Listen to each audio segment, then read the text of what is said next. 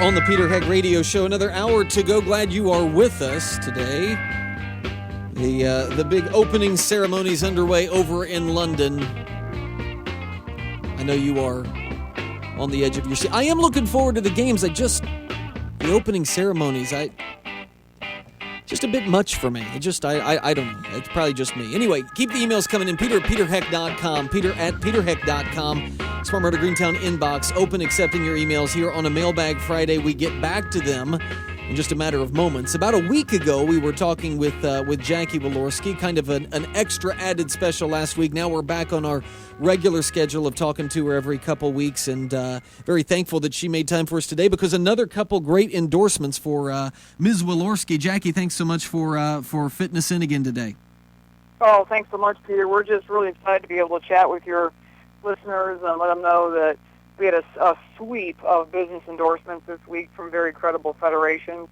The U.S. Chamber of Commerce, the Indiana State Chamber of Commerce, the National Federation of Independent Business, which is NFIB, which a lot of your listeners, I'm sure, are a part of. So we're just glad to be celebrating that news. There's a lot of good things tied up with those small business folks. Well, I know the NFIB, we talked about them just probably a week ago. They took a and this is, again, independent. This isn't a partisan organization, but they took a very harsh stance against what they looked at as a very anti-entrepreneurial, anti-private enterprise, small business speech that the president gave. Of course, it's become known now as his "You didn't build that" speech. The NFIB getting the vibe that the direction that Washington, D.C. is going under the Pelosi, Reid, Obama leadership is not one that favors small businesses. Is that what you see happening here? You know, I do. The tone that we hear and the tone that we're seeing from the business community, I think, says it all, Peter. There was another poll out just a couple of days ago from the Gallup that shows that only 35% of business owners approve of the president's handling of the economy. And his disapproval has increased up to, it was like 41% last quarter. So what's interesting is my strategy has always been to listen to Hoosiers, and if our elected officials did the same, they'd realize some very obvious problems facing small business. And I think, every time this administration passes more regulation, one of the things that we've done, and I've always done this, but we're doing it much more rapidly now, is I get on the phone with small business leaders in my community, and they all say the same thing. They basically say the same thing that you're going to hear from the NFIB folks, which is roll back regulation, reduce taxes by repealing Obamacare, reduce government influence so we can grow our companies and create more jobs.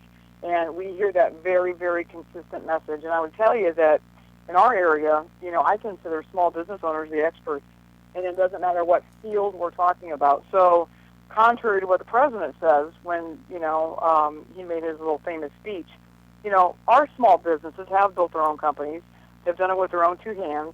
They know how to run them better than any government agency ever will. And I think that that's why we're seeing so much, unbelievable activity and real rapid endorsements here. Yeah, I'm sitting here listening to you, and you just rattled off what you can call it the Walorski plan on jobs, which is less government, lower taxes, less regulations.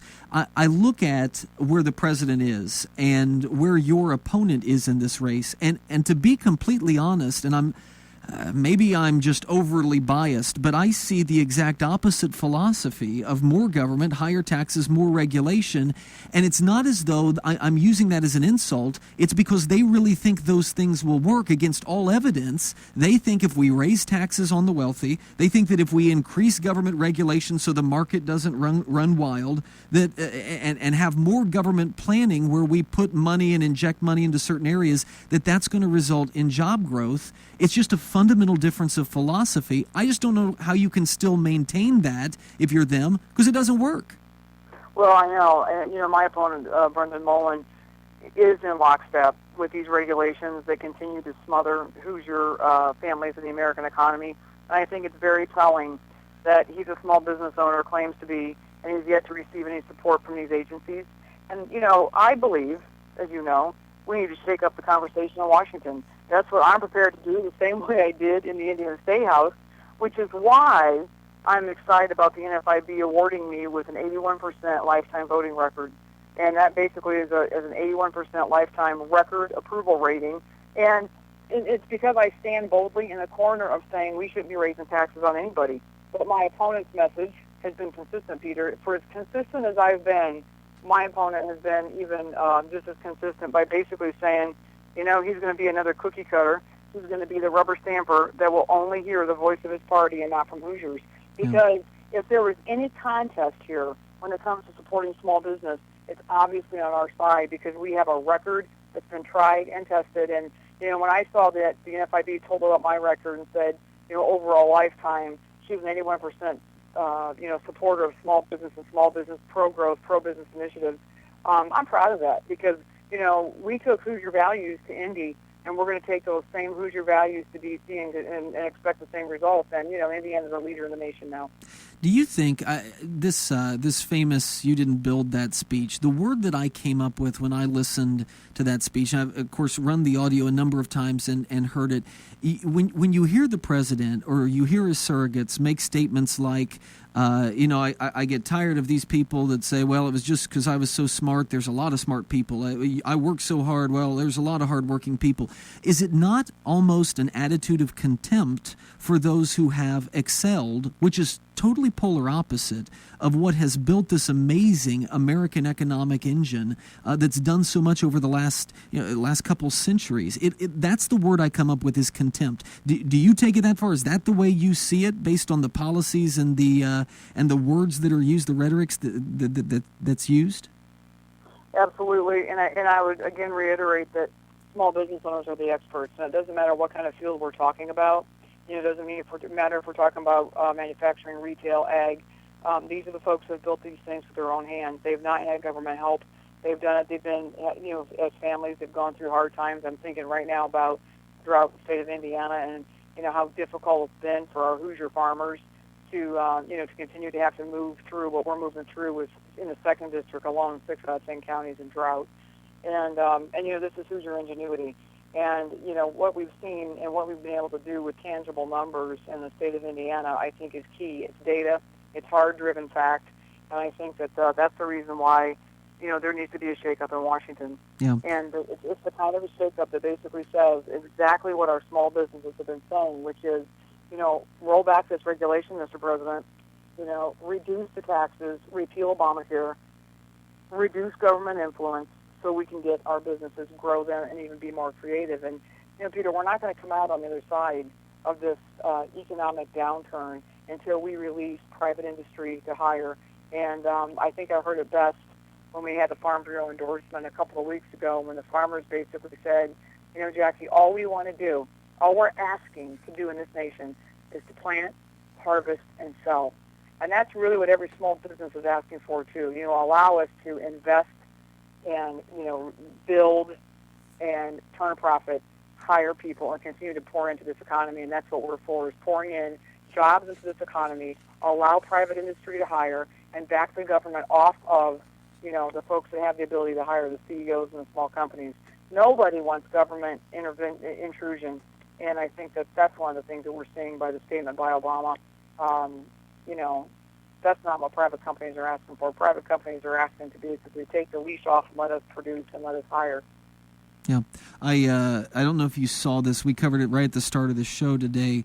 1.5% economic growth in the second quarter, and you have one of the presidents, who is chairman of the Council of Economic Advisors, Alan Kruger, go out and say, the report shows that the economy posted its 12th straight quarter of positive growth. It doesn't seem to matter to these people that the growth is slowing. In other words, instead of growing like it was in '84 under the Reagan recovery at 80 miles an hour, we've gone from 5 to 4 to 3 miles an hour, and yet the response from our leadership seems to be, well, we're still moving down the road. I mean, we're still going in the right direction, even though it's clear to anybody paying attention that the economy is hurtling backwards towards that feared R word, that recession word. Do you think, I'm of the belief that the president thinks he can tell the American people the economy's great and they'll believe it. People are living this economy, though, aren't they? Is that what you're seeing in the 2nd District? They're not going to believe whatever they're told. They're going to believe what they're living. Well, I would agree, and I can tell you, we can see just from the folks that we hear from, we've had 10 different 4-H fairs and places where you go and get a chance to chat with and listen to thousands of people, and And we've been doing that up here in the Elkhart County area. And I can tell you the message has been the same. You know, senior citizens are afraid of tomorrow. They're looking at the spending money or what's going to happen to them. We see, you know, with ag, we see with manufacturing, the slowing of the economy. And, you know, even just families that you get a chance to talk to, moms that come in with their kids and have less disposable income than they did just 2 years ago, and wondering how in the world we're going to turn this thing around. And I think that's exactly why we need to have an independent voice going to Washington and talking about common sense Hoosier values, because we get it as Hoosiers. You know, we turned our state around together, and we did it with support from across the aisles. And I've heard from people in the past 2 weeks that, you know, they've had all kinds of political titles in the past, but they're basically joining with us to secure this seat for the people of the 2nd District, because they know that the parties don't have the answers. It's the people in this country that have the answers, and we'll bring them to the table to provide the solutions, and we'll get through it, and we'll get it done, and we'll do it together. And because we're going to rise and fall as Americans, we're in this thing together.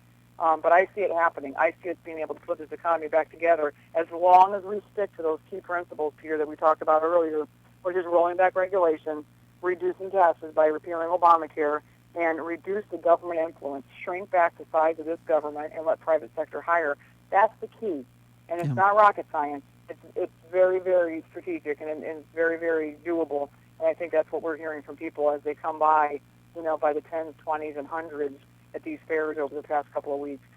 Jackie, I have to tell you, and I know I've mentioned this to you before, it's been a while, but the one thing that, well, there's a lot of things, but one of the things that always stands out about our conversations, whenever I speak to you, whenever we have you on the radio program, whenever I hear you at an event is, yes, you are aware of the dark hour that we're in and the difficulties that the country has, but there's always that positive attitude that this is fixable, this is doable, the solutions are there, and I know that resonates with people of this listening audience. So when you get to Washington, just promise me that's not going to change, okay? I'll promise you, Peter, and I'll promise you I'll stay the independent, consistent voice that I've always been. And that's what we're guaranteeing our folks as well, is that this seat belongs to the people of the 2nd District. It doesn't belong to anybody else, and I'm working hard to return it to them. So I definitely appreciate your interest and your allowing us to speak to your folks today. We will do this. We will turn this around. This isn't about party. This isn't about partisan politics. This is about working together to put our country back in step with where it needs to be with its economy. It's about producing jobs, and it's about sending in an independent voice, because, you know, I really do believe we have the solutions. And, you know, when I was in the Indiana State House, we had the solutions there as well, and we did a lot of great things by bringing great Hoosiers to the table. And we're just talking about a higher level, but the principles are the same, and we will do it. We will turn this thing around. Well, I just want to say that if anybody thinks that they're going to convert Jackie from being an independent voice and bring them on board, I want to be there to watch the show when they attempt it. That's all I'm saying. Jackie, I appreciate it very much. We'll talk to you again in a couple weeks. Thank you so much. Jackie Walorski here on the Peter Hegg Radio Show. Always a pleasure. You know, in the first hour when I was playing Mike Kelly of Pennsylvania, said we need more people like Mike Kelly. There's one. There's one right there. Somebody who gets it, who understands it. It's not rocket science. It's pretty simple stuff. You lower taxes, you get government out of the way, less regulations, business will grow, business will hire, more people with money, more revenue in the economy, which means more revenue in the government. It's an amazingly simple strategy, and it's worked every time it's been tried. Thanks to our friends of Attaboy Productions Incorporated, those small businesses like Cartridge World. Check out Cartridge World in the Kohl's Plaza, doing wonderful things for the local economy. Greg and his great staff over there. Talk to them. If you have a lot of printers in your workplace, your church, copiers, whatever, you need some experts that can deliver to you when you need it, that's Cartridge World. Not going to get that kind of service from some of these big chain stores. Nothing against them, but they just don't have that personal touch with very competitive prices and with great discounts for veterans and wonderful things and incentives for the environment as well. You will love Cartridge World. Check them out today. Thank them for being friends of Attaboy Productions Incorporated. As are, by the way, our friends over at Norris Insurance for all of your insurance needs. Norris will come running, so make sure you check them out. Okay, I teased this last hour. We still haven't run the Mailbag Friday theme. Look, I'm going to try to pull that up here as I'm telling you what I'm getting ready to cover, because it just makes me feel awkward that we're already into our... What in the world is that? What in the world? I'm sorry. I was getting all this ready. I just glanced up. The monitor in the other room, they're running a couple of clips of the opening ceremonies of the Olympics taking place right now. That was a human being that was dressed up as some sort of bird. Is that what that was? It was like a glow-in-the-dark bird. Looked like one of those things from Avatar or something. No, I didn't see it. I mean, I saw the preview, so I know it, but that's what it looked like. Maybe James Cameron is directing the opening ceremonies. Okay, where was I? I totally distracted by the freakish Birdman. Yeah, I was saying I wanted to run the theme for Mailbag Friday because we're already into the second hour and I haven't done it yet. But before I do that, I'll tell you what's coming up. What's coming up is, if you wanted to really encapsulate how bad this presidency has been, this is why you don't vote for Barack Obama. If you've got friends, if you've got relatives that despite everything that they're living are like, yeah, well, Obama's doing all right. This is what you need to hear in the next segment. I'm going to play some audio for you. Pretty simple, straightforward reasons why you don't re-elect this guy. We do that in the next segment. Hit the theme. Whoa, yes, wait a minute, Mr. Postman. When you control the mail, you control information. It's Mail Bag Friday!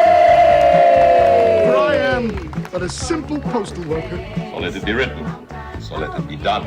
Exactly right. And this is what was written. Peter, give me something. Give me a little handout or something that I can take and just give to people. Here are reasons why not to vote for Barack Obama. Well, of course, I'm not going to do all that work myself. I'll farm it out to those that will. And I've got it for you when we come back next right here. You're listening to a Mailbag Friday on the Peter Hegg Radio Show. What's better?